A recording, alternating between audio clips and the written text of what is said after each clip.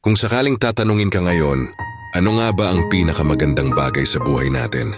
Maraming tao ang sasabihin na pera, kotse, bahay, negosyo, at kung ano-ano pa.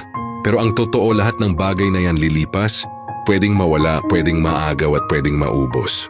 Ang tunay na pinakamagandang bagay sa buhay ay yung mga bagay na hindi kayang bilhin ng pera. Yun ay ang pag-ibig. Yung maramdaman mong may nagmamahal sa'yo at yung may tao kang minamahal ng totoo. Kasi kahit gaano ka kayaman, kung mag-isa ka, mananatiling kulang pa rin. Pangalawa, yung kapayapaan ng isip at puso. Yung natutulog ka ng walang mabigat na dinadala, walang kasalanang iniiwasan at wala kang iniinggitang tao. Yung simple ka lang pero kontento. At pangatlo, yung layunin mo sa buhay na alam mong may dahilan ka kung bakit ka nandito. Na sa bawat hakbang mo may direksyon at higit sa lahat, alam mong hawak ka ng Diyos.